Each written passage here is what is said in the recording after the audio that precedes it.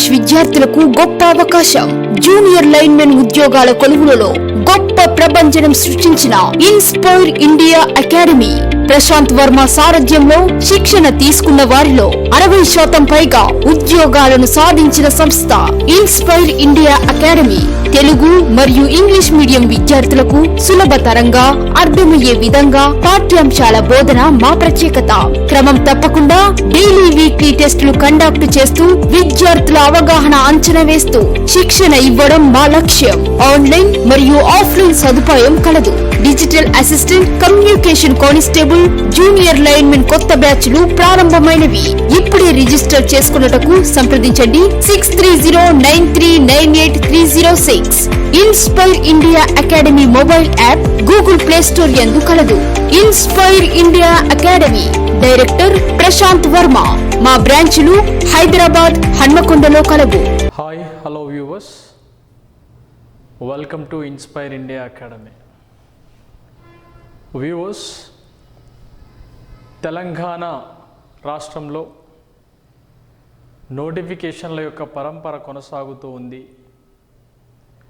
Group 2 కావచ్చు, group 1, group 3 and group 4 exams, గురుకులాలకు సంబంధించిన ఎగ్జామ్స్, వాటితో పాటుగా ఆల్ ఆఫ్ సడన్గా ఎటువంటి ముందస్తు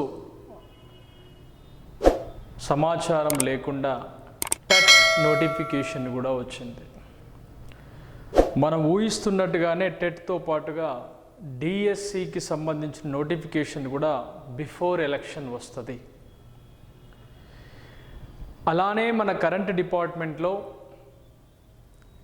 డిజిటల్ అసిస్టెంట్ విభాగానికి సంబంధించి ఏపీ సచివాలయంలో కూడా బిఫోర్ ఎలక్షన్స్ నోటిఫికేషన్ వచ్చే అవకాశాలు చాలా వరకు ఉన్నాయి. కాబట్టి మై డియర్ ఆస్పిరెంట్స్, తెలంగాణ రాష్ట్రంలో కరెంట్ డిపార్ట్మెంట్లో ఎవరెవరైతే ఎస్పీడీసీఎల్ కోసం ఎగ్జామ్ ప్రిపేర్ అయ్యి ఎన్పీడీసీఎల్ కోసం ఎవరెవరైతే వెయిట్ చేస్తున్నారో వాళ్ళందరికీ ఒక సువర్ణ అవకాశం. ఈ అవకాశం ఏంటండి అంటే అతి త్వరలో మనకు ఎన్పీడీసీఎల్ విభాగానికి సంబంధించి ఖచ్చితంగా నోటిఫికేషన్ వచ్చే అవకాశాలు చాలా ఎక్కువగా ఉన్నాయి. జేపీఏ జూనియర్ ప్లాంట్ అటెండ్ దీనికి సంబంధించి రిక్రూట్మెంట్లో ఉద్యోగాలు వచ్చే అవకాశాలు కూడా ఉన్నాయి. కాబట్టి మై డియర్ ఆస్పిరెంట్స్, మీరంతా ప్రిపరేషన్ని స్టార్ట్ చేయండి. అంటే పేపర్ యొక్క ప్యాటర్న్ రోజు రోజుకి మారిపోతూ ఉంది. అంటే ఈరోజు ఉన్నది రేపు, రేపు ఉన్నది మర్నాడు కూడా ఉండే సిచ్యువేషన్ లేదు. కాబట్టి మారుతున్న పేపర్ ప్యాటర్న్కి అనుకూలంగా మనం ప్రిపరేషన్ని కనుక చేస్తే మనం ఖచ్చితంగా బిఫోర్ నోటిఫికేషన్ కనుక మనం ప్రిపేర్ అయితే ఈజీగా సక్సెస్ అవ్వచ్చు. కాబట్టి సాధారణంగా పోల్ క్లైంబింగ్ కోసం ప్రాక్టీస్ చేసే వాళ్ళందరికీ కూడా నేను చెప్పేది ఏంటంటే అతి త్వరలో మనకి ఈ ఆగస్టు మంత్ ఎండ్ లోపు మీ అందరికీ లీస్ట్ అవుట్ కూడా క్లియర్ అయిపోతుంది. మీరందరూ కూడా ఆగస్టు, సెప్టెంబర్, అక్టోబర్, దసరా వరకు మీరంతా కూడా జేఎల్ఎం పోస్టింగ్ లోపల ఉంటారు ఎస్పీడీసీఎల్ విభాగానికి సంబంధించి. మన ఇన్స్టిట్యూట్ నుంచి క్వాలిఫై చాలామంది అయ్యారు. కానీ క్వాలిఫై అవ్వడం గొప్ప కాదు. అంటే ఉన్నటువంటి కాంపిటీషన్లో మన ఉద్యోగం ఎక్కడుంది, మన పొజిషన్ ఎక్కడుంది అనేది మాత్రం చూసుకోవడం ముఖ్యమైనటువంటి విషయం. కాబట్టి మై డియర్ ఆస్పిరెంట్స్ అందరికీ కూడా నేను చెప్పేది ఏంటండి అంటే తెలంగాణ రాష్ట్రంలో ఎన్పీడీసీఎల్ కోసం, జూనియర్ ప్లాంట్ అటెండెంట్ కోసం ఎవరెవరైతే అటెండెంట్స్గా ప్రిపరేషన్ కావాలనుకుంటున్నారో వాళ్ళందరూ కూడా చదవండి. ఏపీ సిపిడిసిఎల్ విభాగంలో కూడా, ఈపీడీసీఎల్ విభాగంలో కూడా మీకు గ్రామ సచివాలయంలో కూడా ఏపీ వాళ్ళకు కూడా రిక్రూట్మెంట్ ఉండబోతుంది. ఈ విషయాన్ని గ్రహించండి. నెక్స్ట్ ఇప్పుడు ప్రజెంట్ మనం చెప్పుకోబోయే టాపిక్ ఏంటండి అంటే అటు డిజిటల్ అసిస్టెంట్లో కానీ, ఇటు మన తెలంగాణలో జేపీఏ నోటిఫికేషన్కి కానీ, నెక్స్ట్ ఎన్పీడీసీఎల్ రిక్రూట్మెంట్కి కానీ మనము తెలుసుకోబోయేటువంటి అంశం ఏంటండి అంటే పవర్ జనరేషన్. ఈ పవర్ జనరేషన్ అనేటువంటి ఈ టాపిక్లో ఏమేమి అంశాలు వస్తాయి అంటే, ముందుగా పవర్ యొక్క పుట్టుక అంటే పవర్ జనరేషన్ అనేటువంటి ఈ టాపిక్లో first generation of the power అంటే పవర్ యొక్క పుట్టుక మీద క్వశ్చన్స్ వస్తాయి. ఈ పవర్ యొక్క పుట్టుక మీద వచ్చేటువంటి ఈ క్వశ్చన్స్ ఎలా ఉండబోతున్నాయి అని అంటే, ఫస్ట్ ఒకసారి చూస్తే మనకి పవర్ యొక్క పుట్టుక అనేది రెండు రకాలుగా ఉంటుంది. ఒకటి కన్వెన్షనల్ సోర్సెస్ లేదా conventional sources. Number 2 non conventional sources అనేవి రెండు ఉంటాయి. ఒకటేమో కన్వెన్షనల్ అయితే రెండవది నాన్ కన్వెన్షనల్. ఈ నాన్ కన్వెన్షనల్ సోర్సెస్లో ఒకసారి ఉపయోగించిన తర్వాత తిరిగి పుట్టనటువంటి అంశాలు ఉంటాయి. ఏ అంశాలు అవి? బొగ్గు కావచ్చు, పెట్రోల్ కావచ్చు, డీజిల్ కావచ్చు. ఈ అంశాల మీద మనకి క్వశ్చన్ అడుగుతాడు. దీన్నే కన్వెన్షనల్ సోర్సెస్ అంటారు. తెలుగులో అయితే దీన్ని సాంప్రదాయ అని పిలుస్తారు. ఈ సాంప్రదాయ వనరుల లోపట అతి ముఖ్యమైనటువంటిది ఏంటండి అంటే ఒకటి బొగ్గు అనేది మనం చూడండి. ఈరోజు నిత్య జీవితంలో మనం ఉపయోగించేటువంటి కరెంట్ లోపట బొగ్గు ద్వారా ఉత్పత్తి చేసినటువంటి ఎలక్ట్రిసిటీ ప్రొడక్షన్ని ఎక్కువగా వాడుతున్నాం. ఆల్మోస్ట్ మనము బొగ్గు ద్వారా వాడేటువంటి కరెంట్ అనేది ఆల్మోస్ట్ మన డైలీ లైఫ్లో 68% వరకు 65-68% వరకు ఉంది. అంటే సీజనల్గా వచ్చేది వర్షాలకు సంబంధించి వచ్చేటువంటి హైడ్రోలైటిక్ ఎనర్జీని బట్టి యావరేజ్గా ఈ రేషియోని మనకు తీసి ఇవ్వడం జరుగుతూ ఉంటుంది.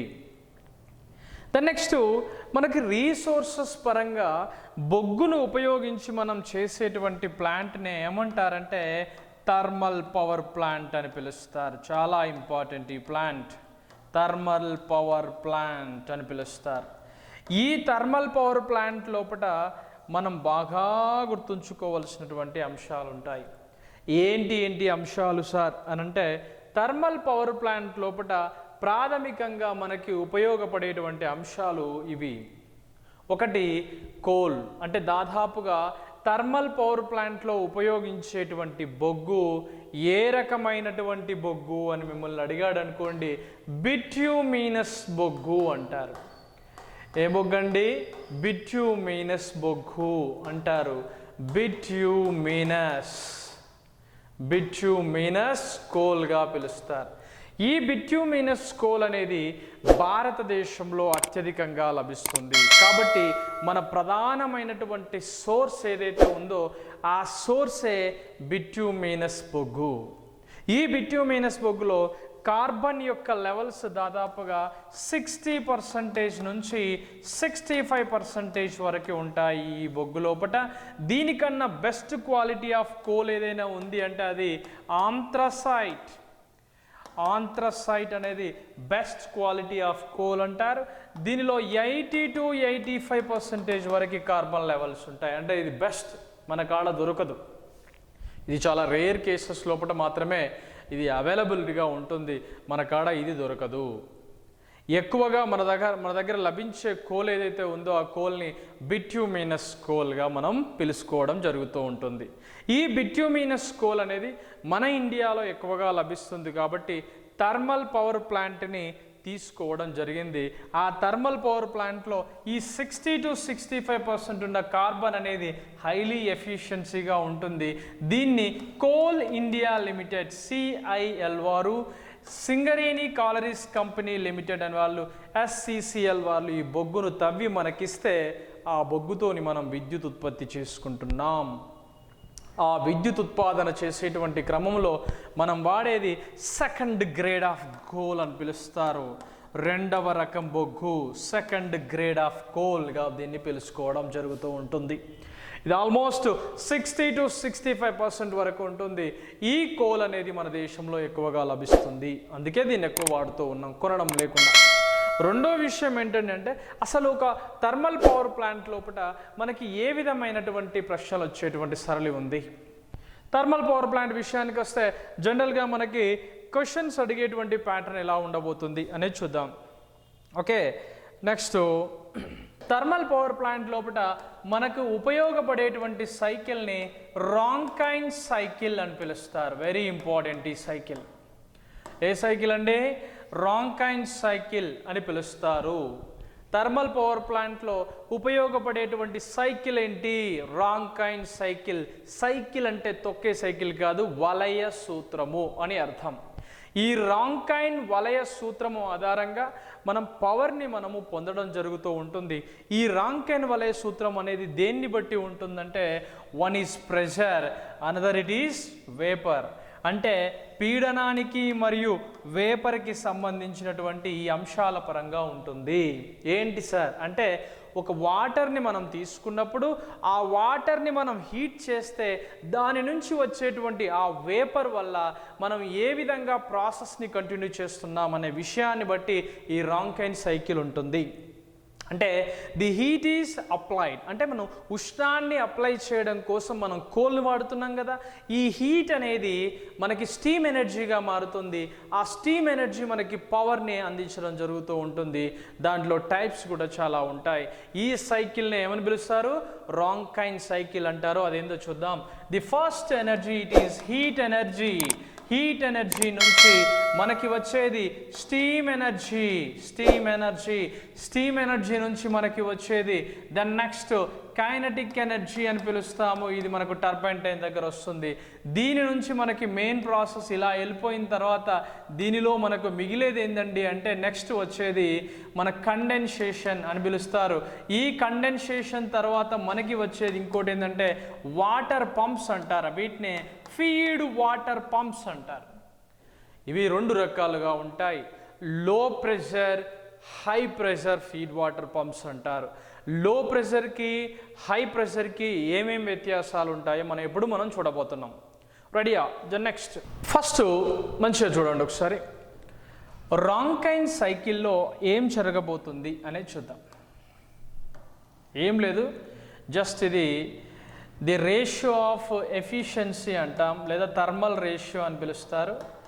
ఈ థర్మల్ రేషియోని మనం ఎలా క్యాలిక్యులేట్ చేస్తామంటే, మనకి మామూలుగా net work done by supplied, రెండవది సప్లయింగ్ ఆఫ్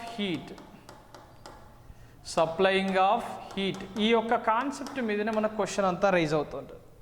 అంటే నెట్వర్క్ డన్ బై డెవలపింగ్, అంటే నెట్వర్క్ డన్ బై డెవలప్డ్ అంటే మనకు ఎంతైతే మనకు శక్తి ఉత్పత్తి అవుతుందో, అంటే డబ్ల్యూ మనకి మొత్తం పని ఎంత జరిగింది, ఎంత ఉష్ణోగ్రతను మనం సంధించాము అనేటువంటి సూత్రం ఆధారంగా రాంకైన్ వలయ సూత్రం అనేది ఉంటుంది.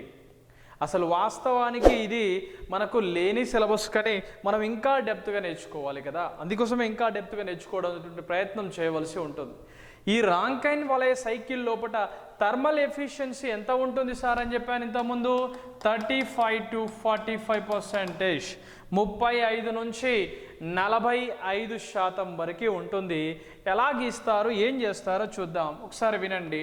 ఒకవైపు ప్రెషర్ని, రెండో వైపు వాల్యూమ్ని బట్టి గ్రాఫ్ గీస్తే దీని లోపల ఏం చేస్తారంటే బాయిలర్లో తీసుకున్నటువంటి వాటర్ తర్వాత ఆ బాయిలర్ అనేది ఏ విధంగా మారిపోతుంది? స్టీమ్ ఎనర్జీగా మారిపోయినప్పుడు జరిగేటువంటి చర్య ప్రక్రియ ఆధారంగా మనకు ఉంటుంది. అంటే ఫర్ ఎగ్జాంపుల్ ఏంటండి, ఇందులోపట ఇటువైపు ఏమో మొత్తం స్టేట్ని ఏమంటారు? వాటర్ స్టేట్ అంటారు. అంటే వాటర్ యొక్క స్థితిని మనం లిక్విడ్ స్టేట్ అని పిలుస్తారు. ఇటువైపు ఉన్నటువంటి టెంపరేచర్ దాన్ని ఏమంటారు అంటే వేపర్ స్టేట్ అంటారు. ఏ స్టేట్ అంటారు మిత్రమా? వేపర్ స్టేట్, అంటే ఆవిరి యొక్క స్థితి అని పిలుస్తారు. ఈ వాటర్ స్టేట్ నుంచి వేపర్ స్టేట్కి మారడం వలనే మనకి ప్రక్రియలు అనేవి జరుగుతూ ఉంటాయి. ఈ వేపర్ లోపల వచ్చినటువంటి కైనెటిక్ ఎనర్జీని టర్బైన్ అనేది విపరీతమైన వేగంతో తిరగడం వల్ల మనకి ఎనర్జీ అనేది ఫామ్ అవడం జరుగుతూ ఉంటుంది. ఇది ప్రక్రియ. ఇటువంటి ప్రక్రియలో వాటర్ స్టేట్ నుండి వేపర్ స్టేట్కి మారినప్పుడు మరి ఈ మధ్యలో జరిగేటువంటి ప్రక్రియ ఏంటంటే లిక్విడ్ మరియు వేపర్ స్టేట్గా మనం పిలుస్తాం. అంటే ఈ స్థితిలో ద్రవ స్థితి అంటే ఈ మొత్తం భాగం అంతా కూడా దేని ఇండికేట్ చేస్తుంది అంటే ద్రవ స్థితి మరియు నీటి ఆవిరి స్థితిని ఇండికేట్ చేస్తుంది. బాగా వినాలి. ఒకవైపేమో వాటర్ అంటే నీరు నీటి ఆవిరిగా మారుతుంది, నీరు నీటి ఆవిరిగా మారుతుంది.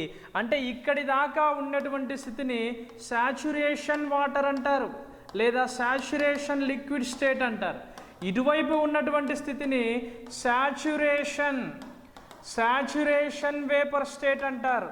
ఒకవైపేమో సాచురేషన్ లిక్విడ్ స్టేట్, అనదర్ వైపు సాచురేషన్ వేపర్ స్టేట్. అంటే సంతృప్తి చెందినటువంటి ద్రవ స్థితి నుంచి సంతృప్తి చెందినటువంటి ఆవిరి స్థితికి మారినప్పుడు ఈ మార్పుకు కారణమైనటువంటి ఆ ఉష్ణోగ్రతనే క్రిటికల్ టెంపరేచర్ అని పిలుస్తారు లేదా క్రిటికల్ పాయింట్ అని పిలుస్తారు.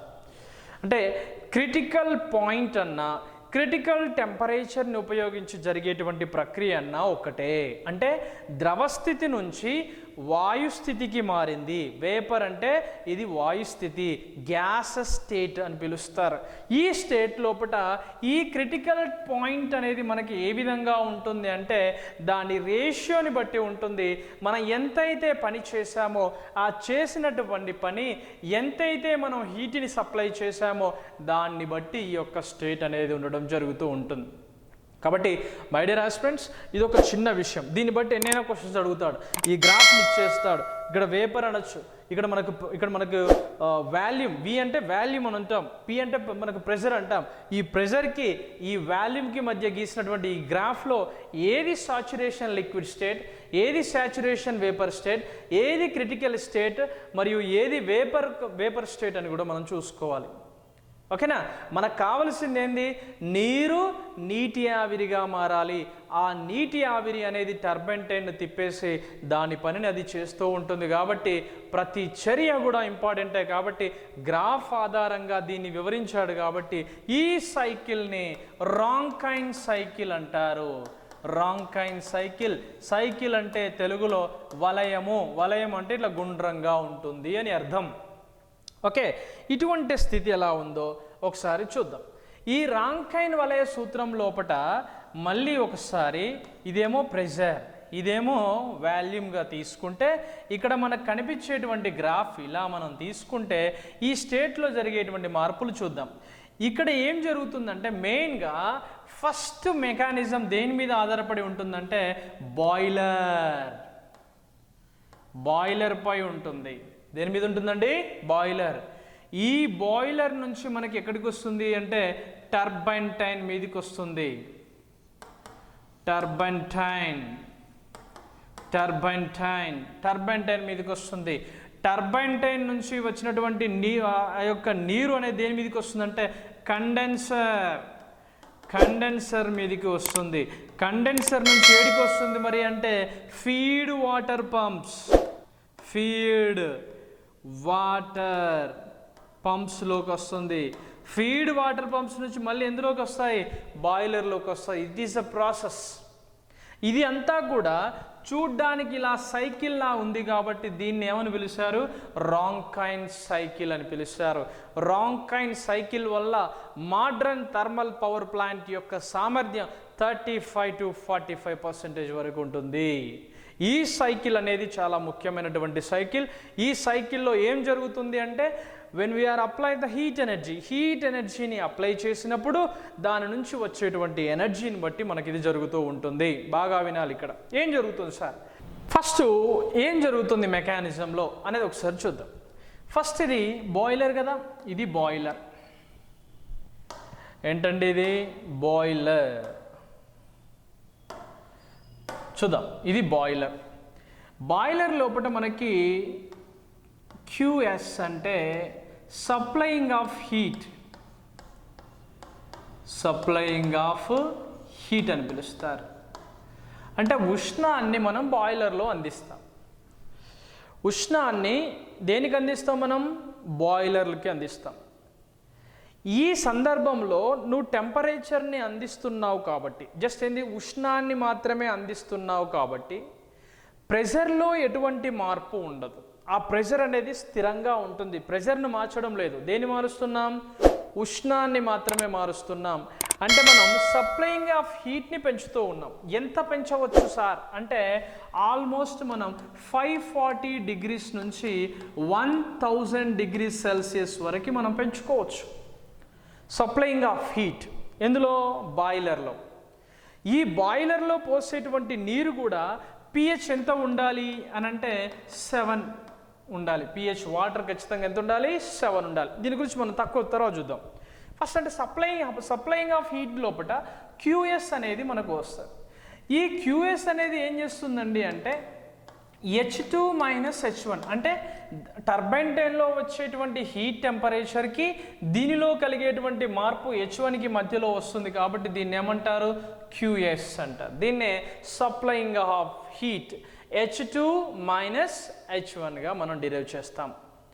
దీని తర్వాత ఈ ప్రాసెస్ని మరి ఏమంటారు సార్ అంటే ఈ ప్రాసెస్లో ప్రెషర్ ఇట్స్ కాన్స్టెంట్ అంటే పీడనము అనేది స్థిరంగా ఉంటుంది, కానీ ఉష్ణము అనేది హీట్ అనేది ఏం చేస్తున్నాం మనం పెంచడం జరుగుతూ ఉంటుంది. కాబట్టి ఈ విధంగా ఉండేటువంటి ఈ ప్రెషర్ పీడనాన్ని పెంచకుండా టెంపరేచర్ మాత్రమే పెంచుతున్నాం కాబట్టి ఈ ప్రాసెస్ని ఐడియాబయాటిక్ ప్రాసెస్ అంటారు. ఐడియోబయాటిక్ ప్రాసెస్ అంటారు. అంటే ఈ ప్రెషర్ లోపల ప్రెషర్ అనేది మారదు, just we are applying the only heat మాత్రమే చేంజ్ చేస్తాం. నెక్స్ట్ టర్బైన్ టైన్ విషయానికి వస్తే టర్బైన్ టైన్ అనేది ఎంత ఎఫిషియన్సీగా తిరుగుతుందో ఆ అప్లయింగ్ ఆఫ్ హీట్ కూడా అంతే అందించబడుతుంది. కాబట్టి ఈ రెండింటిపైన ఆధారపడి టర్బైన్ టైన్ ఉంటుంది. కాబట్టి టర్బైన్ టైన్లో జరిగేటువంటి ప్రక్రియ ఏంటండి అంటే ఇక్కడ టెంపరేచర్ని మార్చము బట్ ఇక్కడ ఉండేటువంటి ప్రెషర్ ఆల్మోస్ట్ ఎలా ఉంటుంది అంటే హై ప్రెషర్లో ఉంటుంది.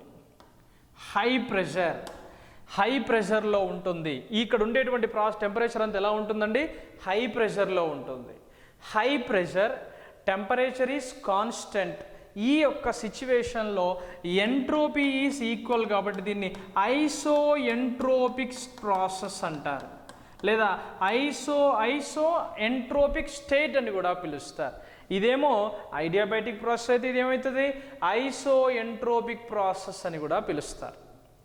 ఈ ఐసో ఎంట్రోపిక్ ప్రాసెస్లో ప్రెషర్ ఎక్కువగా ఉంటుంది కాబట్టి టర్బైన్ టైన్ యొక్క బ్లేడ్స్ని విపరీతమైనటువంటి వేగంతో తిప్పడం జరుగుతుంది. కాబట్టి ఈ టర్బైన్ టైన్ నుంచి మనకి ఏమొస్తుందంటే మనకి కొంత టర్బైన్ టైన్ వర్క్ అనేది బయటకు వస్తుంది. అంటే టర్బైన్ టైన్ తిరిగేటువంటి సామర్థ్యము ఉంటుంది.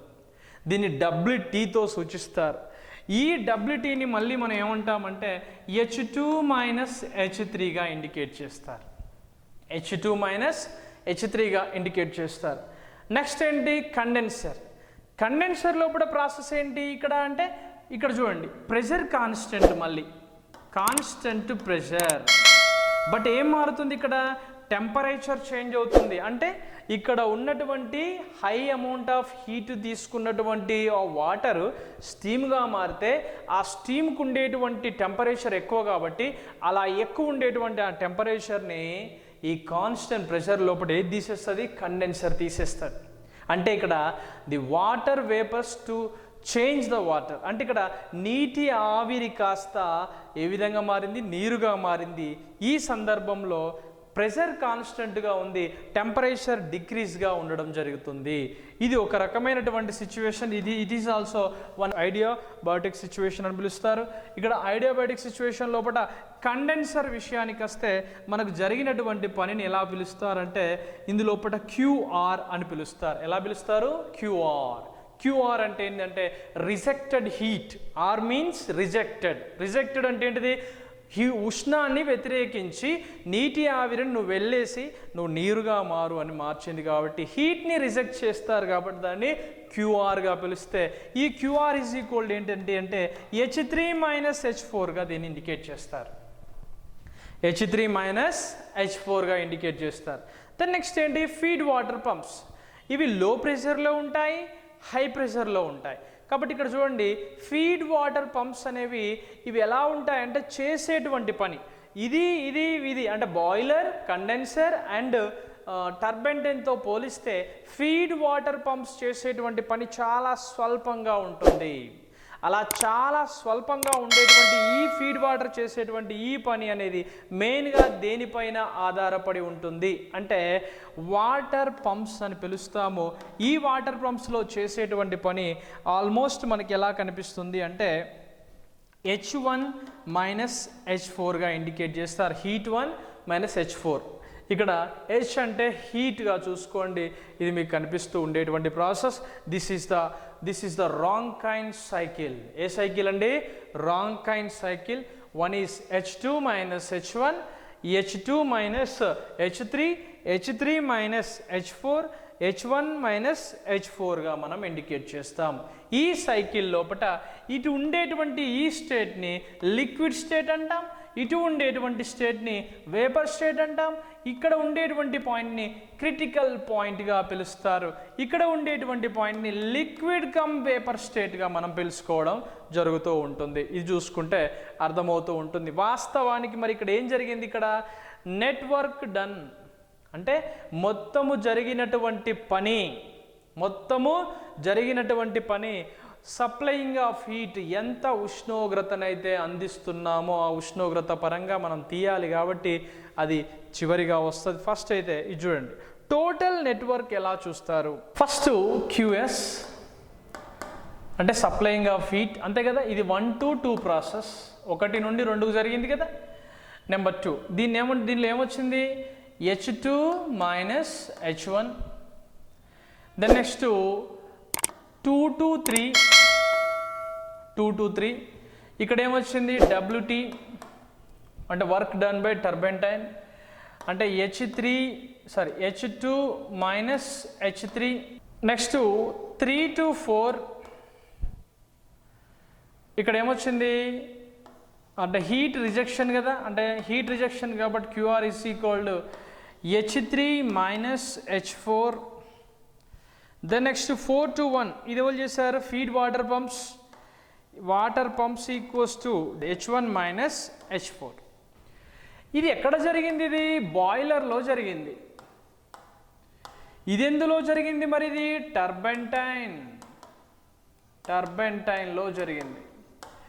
ఇది ఎందులో జరిగింది? ఇది అంటే రిజెక్షన్ అనేది కండెన్సర్లో జరిగింది. ఇది ఎందులో జరిగింది అంటే వాటర్ పంపులో జరిగింది. అంటే 4 స్టేజెస్ జరిగిపోయినవి ఇక్కడ. అంటే ఇప్పుడు మొత్తం వర్క్ డన్ బై అంటే మొత్తం నెట్వర్క్ అంటే టోటల్ జరిగినటువంటి పని దేని మీద ఉంటుంది అంటే ఒకటేమో WT - WP మీద ఆధారపడి ఉంటుంది. ఇచ్చింది ఇది, తీసుకుంది ఇది, దీనిపైన ఆధారపడి ఉంటుంది. మరి దీన్ని బట్టి ఏముంటుంది సార్ అంటే టోటల్ నెట్వర్క్ అంటే మొత్తము జరిగిన పని WT అన్నప్పుడు WT ఏమొస్తుంది మనకి? ఇక్కడ H2 - H3 ఇక్కడ ఏమొస్తుంది? మళ్ళీ H1 - H4గా తీసుకుంటే వీటిని మొత్తం ఒక దగ్గర తీసుకొస్తే double network equals to H2 - H1 - H3 - H4గా రాస్తారు. ఇలా రాసినప్పుడు మనం ఇప్పుడు ఏం చేసాం? మొత్తం రేషియో ఎలా క్యాలిక్యులేట్ చేయాలి? ది రేషియో ఈక్వల్స్ టు మొత్తం work net by supplying of heat. ఎంత హీట్ అయితే సప్లై చేసామో అంతే సప్లయింగ్ హీట్ కాబట్టి దీని లోపల మనకి ఏమొస్తుంది? H2 - H1 H3 - H4 by heat supply అంటే ఇదే కదా, H2 - H1గా మనం తీసుకుంటాం. H2 - H1గా మనం తీసుకుంటే మొత్తము టోటల్ రేషియోగా మనం తీస్తే ఇది కామన్ కాబట్టి దీని 1 - H3 - H4 బై H2 - H1గా మనం రాస్తాం. బాగా వినాలి, ఇక్కడ ఒక్కొక్క రకంగా మనకి ప్రజెంటేషన్ చేయడం జరుగుతూ ఉంటుంది. చాలా జాగ్రత్తగా వినకపోతే కొద్దిగా నష్టపోవాల్సి వస్తుంది. అంటే ఇప్పుడు H2 - H1గా తీసుకుంటారు. ఈ 1 అనేది దేన్ని బట్టి వచ్చిందంటే ఫీడ్ వాటర్ పంప్స్. అంటే ఫీడ్ వాటర్ పంప్స్ చేసేటువంటి పని చాలా స్వల్పము కాబట్టి ఆ స్వల్పంగా జరిగేటువంటి ఆ పనిని మనం పరిగణలోకి తీసుకోకపోతే 1 అనేది మనకు క్యాన్సల్ అయినప్పుడు మొత్తం రేషియో అనేది దేని మీద ఉంటుందంటే H2 - H1 H3 - H4 పైన ఆధారపడి ఉంటుంది. ఆధారపడి ఉంటుంది. దీన్నే ఏమంటారంటే రాంకైన్ సైకిల్ అంటారు. కార్నాట్ సైకిల్స్ అనేవి డీజిల్ ఇంజన్స్ అవి నడవడానికి ఉపయోగిస్తారు. ఇదేమో రాంకైన్ సైకిల్ అని పిలుస్తారు. అర్థమవుతుందా? అంటే రాంకైన్ సైకిల్ అనేది మనకి థర్మల్ పవర్ ప్లాంట్లో ఉపయోగిస్తారు. There was 4 stages. అంటే దీని లోపల ఒకటేమో ఐడియాబాటిక్ సిచ్యువేషన్ అంటారు. ఈ సిచ్యువేషన్లో pressure is constant, supplying of heat is very high. Turbine టైన్ సిచ్యువేషన్ అంటారు. ఈ సిచ్యువేషన్లో హై ప్రెషర్ ఉంటుంది, కాన్స్టెంట్ టెంపరేచర్ ఉంటుంది కాబట్టి దీన్ని ఐసో ఎంట్రోపిక్ స్టేజ్ అని పిలుస్తారు. ఇక్కడ 3 to 4ని కండెన్సేషన్ స్టేజ్ అంటారు. ఇక్కడ ప్రెషర్ అనేది తక్కువ, టెంపరేచర్ డిక్రీజ్ అవుతుంది కాబట్టి దీన్ని క్యూ రివర్స్ అని కూడా క్యూఆర్ రివర్స్గా మనం దీన్ని పిలుస్తారు. 4 to 1 అంటే వాటర్ పంప్స్గా పిలుస్తారు. ఇది మనకి థర్మల్ పవర్ ప్లాంట్ లోపల దెర్ వాస్ 4 స్టేజెస్. అంటే మొత్తము ఉన్నటువంటి 4 విధానాలు. ఈ యొక్క 4 స్టేజెస్ పైన ఆధారపడి మనకి ఈ యొక్క థర్మల్ పవర్ ప్లాంట్ అనేది పనిచేయడం జరుగుతూ ఉంటుంది. జస్ట్ ఇది థర్మల్ పవర్ ప్లాంట్ లోపల చిన్న కాన్సెప్ట్ మాత్రమే. ఈ చిన్న కాన్సెప్ట్కి పెట్టిన పేరే రాంకైన్ సైకిల్ అని కూడా మనం పిలుస్తూ ఉంటారు. చూస్తే అర్థమవుతుంది. దెన్ నెక్స్ట్ దీని లోపల అడిగే క్వశ్చన్స్ కూడా చూడండి. ఈసారి గ్రాఫ్ను బట్టి క్వశ్చన్స్ అడగవచ్చు. ఏది saturation of liquid state, saturation of vapour state అని అడుగుతూ ఉంటాడు కాబట్టి చూసుకుంటే మీకు అర్థమైపోతూ ఉంటుంది. ఈ సిచ్యువేషన్ లోపల ఇలా జరిగేటువంటి చర్యలన్నీ కూడా వీటి నుంచి ఇదికి మనకేంది, ఇక్కడ వాటర్ కాస్త వేపర్గా మారింది. ఆ వేపర్ ఏమైంది, మళ్ళీ అది కంటిన్యూగా ప్రాసెస్ కండెన్సేషన్ అయిపోయింది. ఆ కండెన్సేషన్ నుంచి మళ్ళీ ఏమైపోయిందంటే తిరిగి వాటర్గా మారింది. ఆ వాటర్గా మారిన తర్వాత ఫీడ్ వాటర్ పంప్స్ ద్వారా జరిగింది కాబట్టి దెర్ వాస్ 4 స్టేజెస్. 1, 2, 3, 4 స్టేజెస్ అనేవి ఉండడం జరుగుతాయి. ఇందులో ఈ 4 స్టేజెస్ లోపల దేని పనిని నిర్లక్ష్యం చేయడం ద్వారా రాంకైన్ సైకిల్ లోపల మనకి H2 - H3 - H4గా రావడం జరిగింది. అంటే just only feed water pumps. ఏ పంప్స్ అండి? ఫీడ్ వాటర్ పంప్స్ అనేది మనం గుర్తుపెట్టుకుంటే అర్థమవుతూ ఉంటుంది. ఓకే, ఇది మనకు థర్మల్ పవర్ ప్లాంట్ లోపల జరిగేటువంటి అంశం. అసలు థర్మల్ పవర్ ప్లాంట్లో ఏముంటాయి? థర్మల్ పవర్ ప్లాంట్లో బొగ్గుని ఉపయోగిస్తాం. అదేంటి, ఆంథ్రసైట్ వివాదానికి సంబంధించిన బొగ్గుని ఎట్టి పరిస్థితుల్లో వాడడం. ఎందుకంటే ఎకనామికల్గా ఖర్చు ఎక్కువైపోతుంది. మనం 2nd గ్రేడ్ ఆఫ్ కోల్ వాడతాం. అది బిట్యూమినస్ రకానికి చెందినటువంటి బొగ్గుని ఉపయోగిస్తాం. ఇది కోల్ హ్యాండ్లింగ్ ప్లాంట్లోకి తీసుకొస్తాం. బాయిలర్ లోపల మనం ఏం చేస్తాం, బెన్సన్ బాయిలర్ని వాడతాం. ఇక్కడ ఈ బాయిలర్ ఏం చేస్తుందండి అంటే అది జస్ట్ ట్యూబ్స్ లాగా కలిగి ఉంటుంది. ఆ ట్యూబ్స్ లోపల ఏం చేస్తారంటే నీరు అనేది సప్లై చేయడం ద్వారా హీట్ ఎనర్జీని తీసుకొని అక్కడ నీరు కాస్త అంటే వాటర్ టు కన్వర్ట్స్ ద వేపర్గా మారుతుంది. అక్కడ 2 టైప్స్ ఆఫ్ ప్రాసెస్లు జరుగుతూ ఉంటాయి. అది తర్వాత చూద్దాం. ఇది ఇక్కడ బాయిలర్ చూస్తాం. బాయిలర్ యొక్క సామర్థ్యాన్ని బట్టి ఎలా ఉంటుందంటే ఇప్పుడు మనకి థర్మల్ పవర్ ప్లాంట్ లోపల బర్న్ అయ్యేటప్పుడు మనకి 2 అంశాలు గుర్తుపెట్టుకోండి. ఏంటవి అంశాలంటే, ఒకటి యాష్ అంటాం, తెలుసు కదా మీకు. యాష్ అంటే బూడిద అంటాం. ఈ బూడిద అనేది మనకు బొగ్గు మనడం ద్వారా వస్తుంది. రెండవది ఫ్లై యాష్ అని కూడా పిలుస్తాం.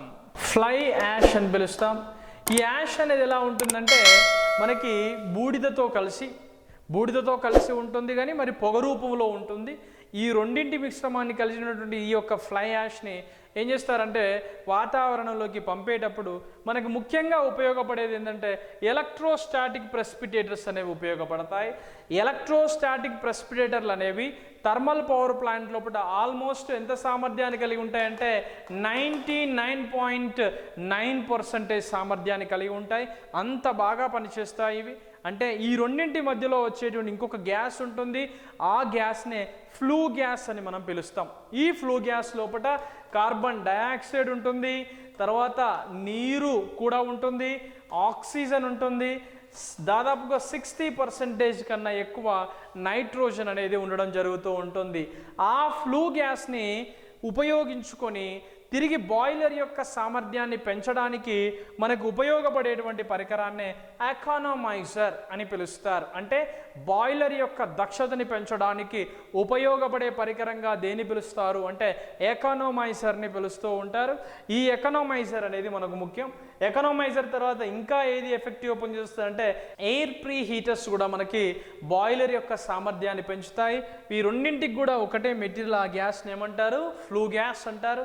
సూపర్ హీటర్ల సహాయంతో ఈ బాయిలర్లోని నీరు నీటి ఆవిరిగా మారిన తర్వాత అది వచ్చి దేనికి షిఫ్ట్ అవుతుందండి టర్బైన్కి మారుతుంది. టర్బైన్ యొక్క మెయిన్ కాన్సెప్ట్ ఏంటండి అంటే ఈ యొక్క స్టీమ్లో ఉండేటువంటి కైనటిక్ ఎనర్జీని, ఆవిరి అనేది విపరీతమైనటువంటి గతిశక్తిని కలిగి ఉంటుంది కాబట్టి ఆ కైనటిక్ ఎనర్జీని టర్బైన్ ఏ విధంగా మారుస్తుందండి ఈ మెకానికల్ ఎనర్జీగా మారుస్తుంది. ఇక్కడ జనరేటర్గా మనం మారుతూ ఉంటాం. ఇక్కడ ఉండేటువంటి ఈ టర్బైన్ మీద ప్రెషర్ అంటే ఒక స్టోన్ మీద ఒక 4 మనుషులు 50 కిలోలు ఉన్నటువంటి ఒక 5 మనుషులు కనుక ఒకేసారి కనుక బలప్రయోగం చేస్తే ఎంతైతే ఉంటుందో అంత ఉంటుంది. ఎంతండి అంటే 250 kg/మీటర్ సెంటీమీటర్ క్యూబ్ ప్రెషర్ ఉంటుంది ఆ టర్బైన్ మీద. అంత ప్రెషర్తోనే ఆ టర్బైన్ తిప్పినప్పుడు ఆ టర్బైన్ చాలా ఎఫెక్టివ్గా పనిచేసి మనకేమొస్తుంది మెకానికల్ అవుట్పుట్ని ఇస్తుంది. ఆ మెకానికల్ అవుట్పుట్ కాస్త జనరేటర్ మీద పడుతుంది. ఆ జనరేటర్ యొక్క ఆర్పిఎం మనకి 3000 ఆర్పిఎం ఉంటుంది. దీనివల్ల మనకి 50 హెడ్జెస్ వస్తుంది. ఒకవేళ 3600 ఆర్పిఎం కనుక వస్తే 60 హెడ్జెస్ ఉన్నటువంటి ఫ్రీక్వెన్సీ అనేది పవర్ అనేది ప్రొడక్షన్ అనేది జరగడం జరుగుతూ ఉంటుంది. It is a process. Okay, ఇది మనం చూసుకుంటూ పోతే చిన్న లైట్గా ఉంటుంది కానీ ఇది మంచి హెవీ సిలబస్. అంటే కాన్సెప్ట్ వైజ్గా మనం రేపు రాయబోయేటువంటి జేపీఏ నోటిఫికేషన్లో కనుక మనం సక్సెస్ కావాలనుకుంటే ఇది చాలా యూస్ఫుల్గా ఉంటుంది. మీ అందరికి కూడా న్యూ బ్యాచ్ కోసం ఎవరెవరైతే అడ్మిషన్ తీసుకోవాలనుకుంటారో వాళ్ళందరూ తీసుకోండి. ఎన్పీడీసీఎల్ విభాగానికి సంబంధించినటువంటి కొత్త బ్యాచ్ అనేది స్టార్ట్ అవ్వడం జరిగింది. జేపీఏ కావచ్చు, ఎన్పీడీసీఎల్ కావచ్చు. రేపు ఆర్ఆర్బీ లోపల దాదాపుగా 2,98,000 వరకు పోస్టులు ఉన్నాయి. అందులో కూడా ఐటీఐ ఎలక్ట్రికల్ క్వాలిఫికేషన్ ఉంటుంది కాబట్టి ఆ టైప్ కూడా మీకు ఉపయోగపడడం జరుగుతుంది. కాబట్టి సీరియస్గా చదవండి, సిన్సియర్ ఎఫర్ట్ పెట్టండి. ఫలితంని ఆశించకుండా, రిజల్ట్ కోసం ఆశించకుండా మీ కష్టం మీరు చేయండి. ఫలితం వచ్చి మీ కాళ్ళ దగ్గర పడుతూ ఉంటుంది. మీ అందరికి కూడా wish you all the best.